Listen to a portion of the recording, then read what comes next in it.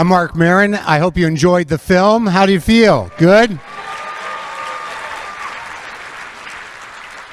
I'm going to moderate this party. Very exciting. Just got a COVID test. I'm okay. Yeah, it's weird. Yeah, back in the old days, you did different things up your nose. So, let's get this started. First, screenwriter William Monahan. Come on out, sir. Producer Grant Heslov. Come on out. One of the best in the business, Christopher Lloyd. Come on out, sir. Look at this guy, a legend, a legend. Is Lily there? Lily Rabe as Dorothy is here now, as Lily. Tye Sheridan, who played JR, is here. Daniel Ranieri, who played Little JR, is here. Look at this kid. And Uncle Charlie, Ben Affleck, is here.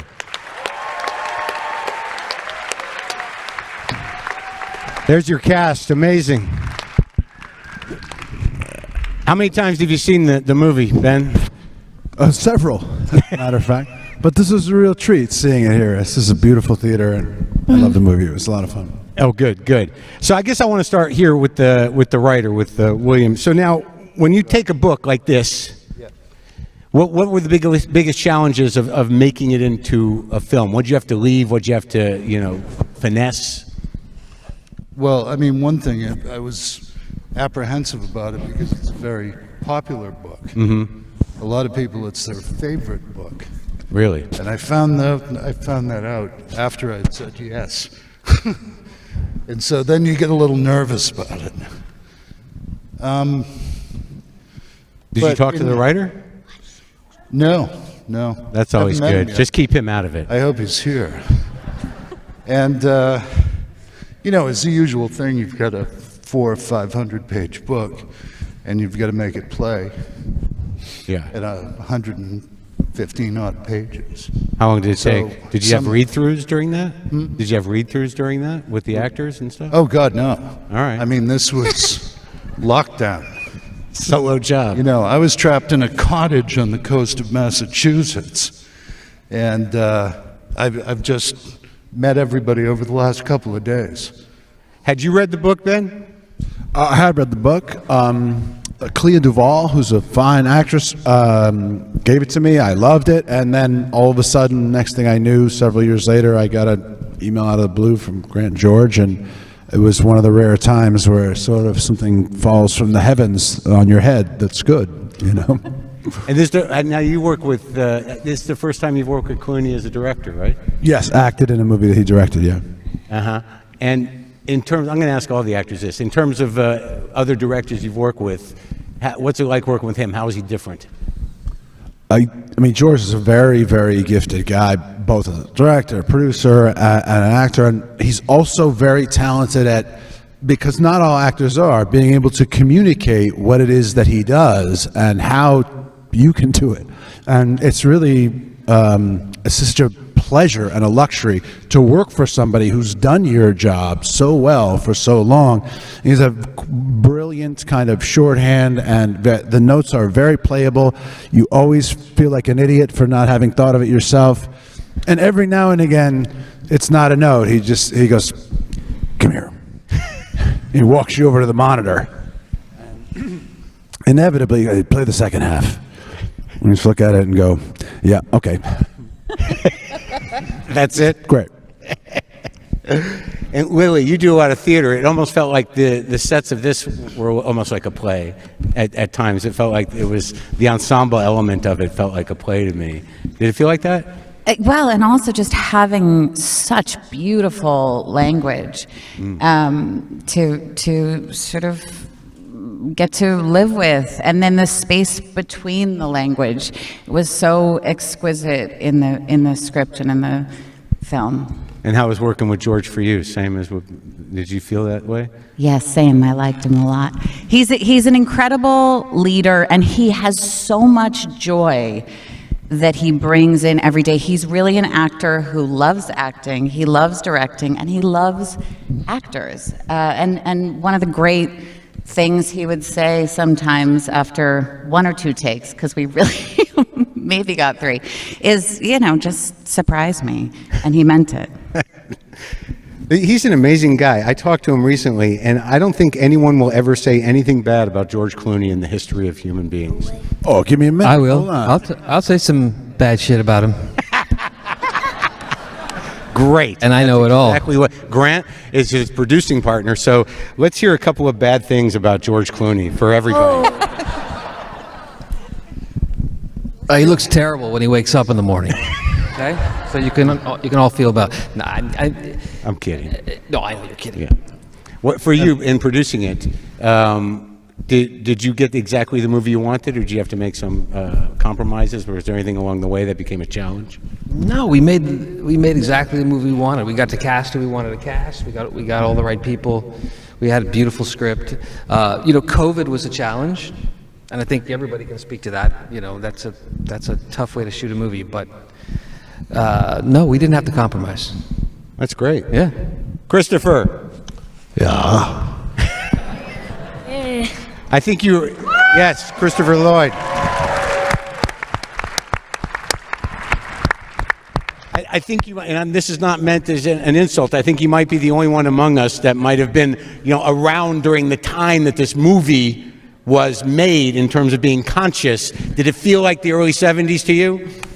I'm sorry, I didn't quite catch that. What's that? I'm sorry? Did it feel like the time period to you when you were doing it? Yes, Okay. very much. And do you like? Did you like playing Grandpa? Do you like being a grumpy but sweet old man? Sweet old man, I didn't get that. Okay. But, yeah, I did. I loved it. I loved it. And what was your experience working with George Clooney? Did you like it?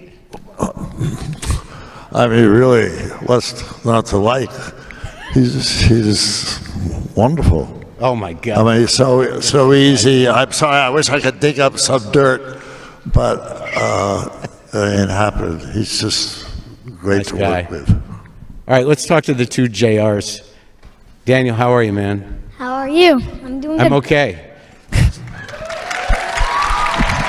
Great job. Thank you. How old are you exactly? I am 10 years old. Oh my God. That's you did real well with the profanity, the adult language. I enjoyed it. Thank you. How long have you been practicing that? Oh, long time. Figured. Now, this is a movie about a guy's coming of age, and you're not even of age to come of age yet. So you still got some time.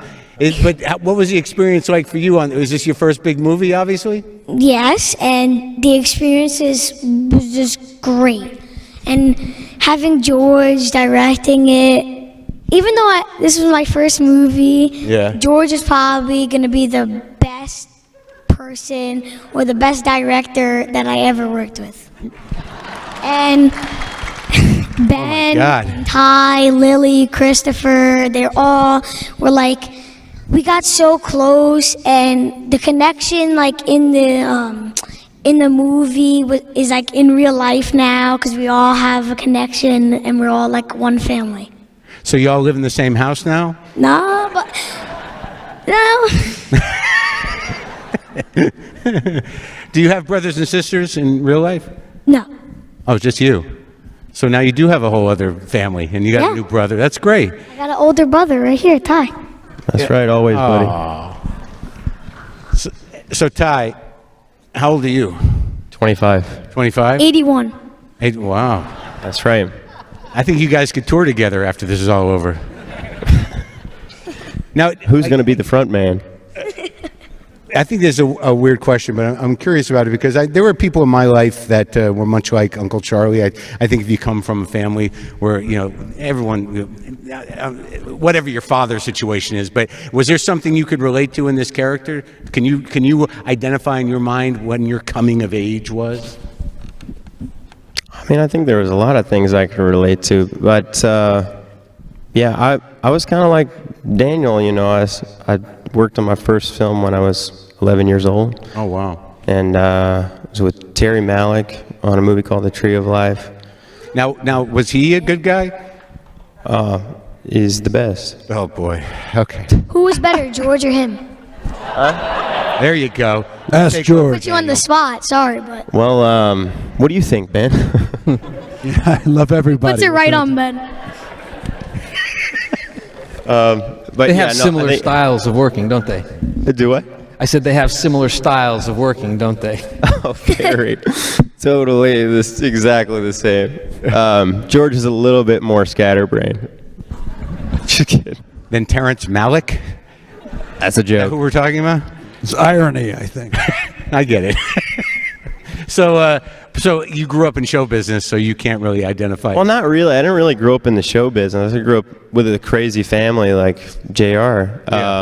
And I grew up spent most of my weekends in a hunting cabin in the Trinity River bottom in East Texas. And Wow. there are all these guys that would just stay up playing poker all night and dominoes and getting a lot of guns hammered. around. Then they would bungee cord us to the bunk beds so we wouldn't fall off, so they could continue drinking. So it was kind of like a bar or makeshift. Where's that movie? It's coming. You wait. And when you were producing this, when you work with George on everything, correct? Yeah. Pretty much. So were you there the whole time? Does he ever look to you? You wrote some movies with him, and He only looks to me. yeah. Oh, really? Yeah. We mean when he's curious whether or not he's doing a good job, you're the guy who goes. Yeah, exactly. How did you guys start working together?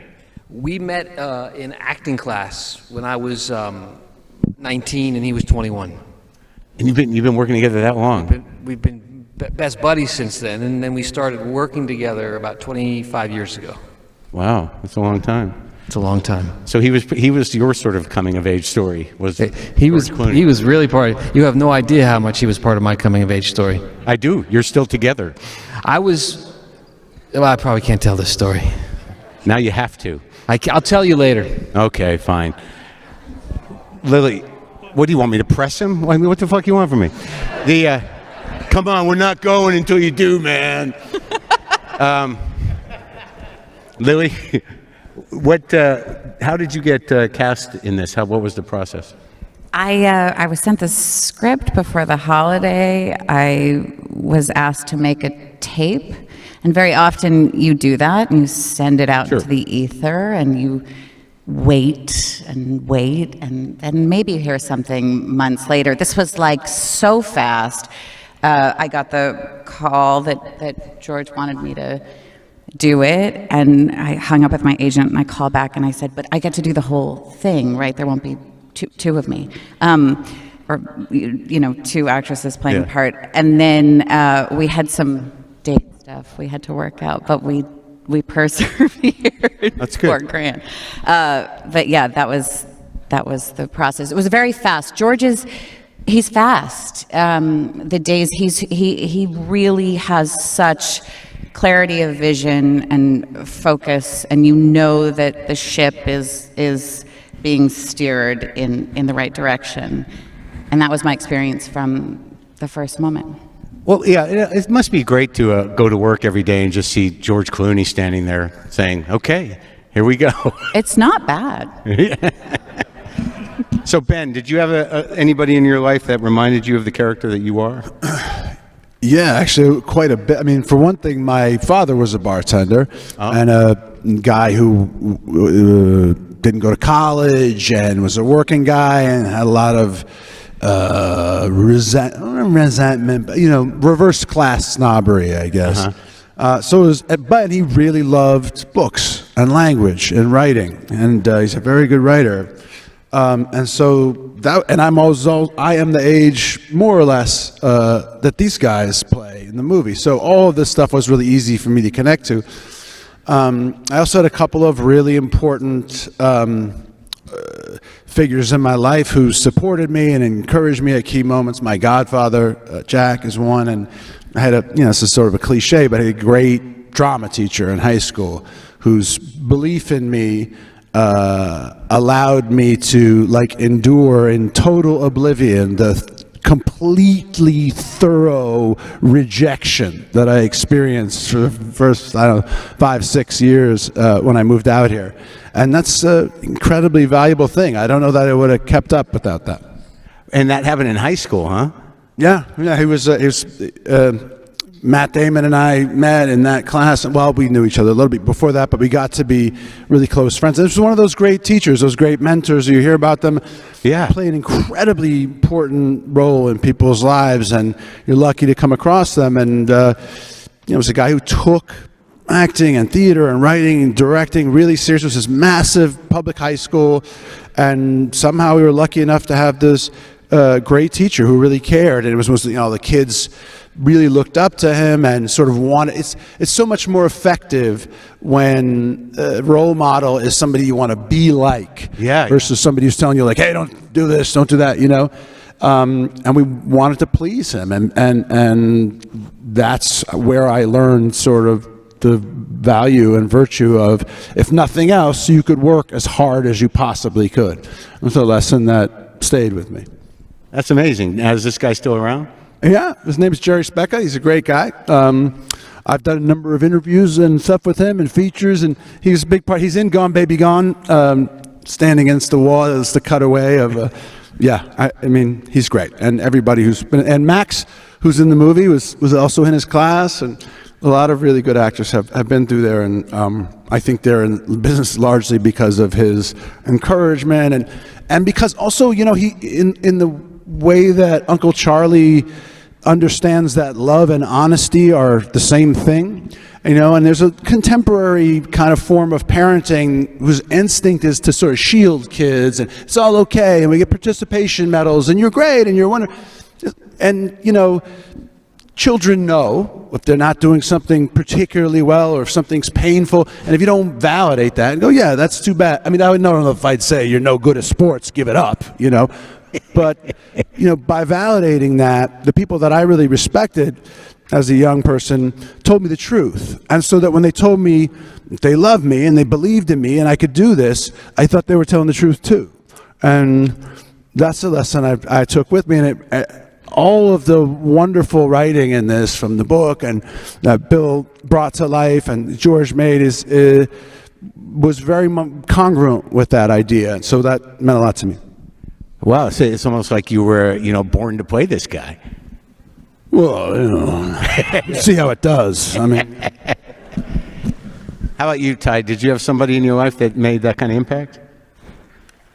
I mean, I think I had a lot of people there. I had a lot of Uncle Charlies. Oh, yeah? Yeah. But I think I still have people that will call me out on my shit and say, dude, I don't know what you're talking about. You need to come back down to earth, or whatever. They're just like you said, they tell you the truth, and you respect that, and you can always confide in them and ask them for advice, and kind of like JR does in moments of desperate. Daniel, does this whole conversation make you excited about being a grown-up? Does it make you excited? Not really.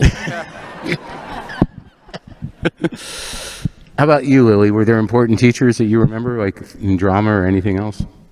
Yeah, I had wonderful parents who definitely were Uncle Charlies to me in certain ways. But then I had these teachers, dance teachers, one in particular, an English teacher, one in particular. And I'm amazed how often I'm struck by these moments I had with them, even if I didn't spend a tremendous amount of time with them. And when you sort of feel like you're straying from where you're supposed to be, which I think continues to happen many times through life, those voices come back to you and they anchor you and they sort of push you back on the track, or say, well, you know what, maybe the track has changed and that's okay. And but whenever I feel like I'm starting to make fear-based decisions, I try to hear those voices loudly and amplify them and hand them the microphone. I think if I could just add one thing, I've gotten that question, did you have an Uncle Charlie? And it's about Uncle Charlie. And to me, at its essence, the movie's such an ode and a testament to his mom. Who's a working mother, a single mother, and about the incredibly difficult, valiant, self-sacrificing way that too many women have to raise children on their own, and what incredibly hard work it is, and how extraordinary that is. And yeah, Uncle Charlie fills a void. That's a real void. And whatever your family system looks like, having two parents is a good thing. But you know, he learned some things from Uncle Charlie, but he is who he is because of his mom. Right, and that's clear in the writing too. Yeah. Bill, how when you were writing the role of Dorothy, I mean, were you conscious of the weight of that all the way? Oh yeah, very much so, because I think one of the first conversations I had before I said I was going to do it was, I think it's very important. In the 1970s, a door is supposedly open for women, but then when they went through it, there wasn't really anything on the other side. And my own mother was one of the people who went through that door, and then nothing would come together. You know, so it was sort of JR's mother situation and that sort of thing. And tomorrow was always going to be another day. And, you know, so that really resonated with me. And, you know, and Lily's performance was just extraordinary. I mean, I just sat through the movie again, sort of weeping about as much as I did when I wrote it. That's amazing. Hey, Christopher, I don't want to ignore you. When you were coming up, did you have any mentors that you remembered that made a big impact on you that still carry with you today? Yeah, there was a few, but person first comes to mind. There was an acting teacher I had who just I didn't have a lot of confidence starting out, and I really didn't know how to act. Say, you know, one performance, whatever I was doing, might just be like, just feel so good, I'm so satisfied, and the next night it's like I'm wandering around with not knowing where I'm going or how to get there. Yeah. So to speak. And I could go on. But anyway, but I was saying that this acting teacher, his name is Sandy Meisner. He just that guy would sit in front of 2 classes a day at the school, 3 hours each, and do another 3 hour at night. And he never, you know, flagged. He was just right on it every second with everybody, and got me on a path. Good. That worked out. Seems to have worked out, yeah. Yeah. So is there any last thoughts before we kind of wrap this up about, you know, your feelings about the movie, Ben, as the movie enters the ecosystem? You know, Talk to me. No, it's okay, Chris. I'm sorry. No, yeah. For me, it's just a very rare opportunity to get to work on something that's complicated and rich and thoughtful, and it's even more rare to work with people you really admire. All of them are here, as well as George, and you really like. That's an increasingly important thing to me in life. I'm going to be away from my own kids or travel somewhere. It has to sort of meet all those criteria, you know, unless I'm broke, in which case I just have to pay the bills. But it's this was one of those experiences, and more than that, watching the movie again, it really struck me how the past couple of years have been, you know, varying degrees of awful for more or less everybody. Mm-hmm. And it's a really, without being sentimental or saccharine or artificial, and this movie isn't. It manages to be compassionate and humanist and about the connection that we all have with one another and the importance of being present and loving with our family and with children at a time where it feels like it's a really reassuring and welcome message. And I'm personally very grateful to George and Grant that they included me in this, and honored to be part of it with all the people here. Great. Well, great job, everybody. I appreciate it. Thank you for coming out. This is Bill, Grant, Christopher, Lily, Tye, Daniel, Ben Affleck. I'm Marc Maron. Thank you. Thank you. Thank you. Thanks, Mark.